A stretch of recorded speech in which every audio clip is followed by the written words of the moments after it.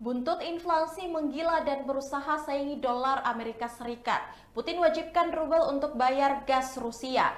Presiden Rusia Vladimir Putin kini meminta negara-negara yang tak bersahabat untuk membayar gas alam menggunakan rubel. Strategi yang digunakan Putin itu disebut akan menghancurkan dolar Amerika Serikat.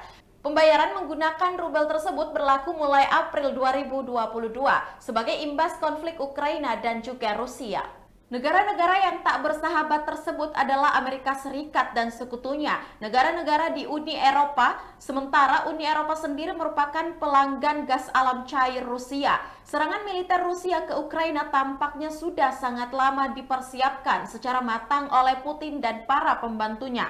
Sebagaimana diketahui, Putin dengan sengaja mengonversi rubel Rusia dengan harga emas, dengan mematok 5.000 rubel untuk setiap 1 gram emas. Kebijakan ini dipastikan akan membuat Amerika Serikat dan sekutunya dalam kesulitan. Pasalnya Amerika Serikat adalah negara yang paling gemar mencetak uang kertas dibandingkan negara-negara lain. Dolar AS yang dicetak The Fed telah bertambah 800 miliar dolar AS sejak tahun 2008 menjadi hampir 8,5 triliun dolar AS pada tahun 2021. Hal itu membuat inflasi semakin tak terkendali. Putin pun memanfaatkan hal itu untuk membalas dengan menghidupkan kembali transaksi dengan emas atau pembayaran non-dolar lainnya sebagai alat tukar.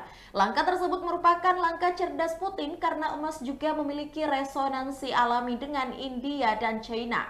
Hingga saat ini Rusia memiliki lebih dari 50% cadangan devisanya dalam bentuk emas, membuatnya masih bisa bertahan sangat lama meski menghadapi sanksi ekonomi dari Amerika Serikat dan sekutunya. Strategi itu bahkan mendapat dua keuntungan sekaligus, yakni cadangan emas Rusia yang melonjak dan rubel yang menguat.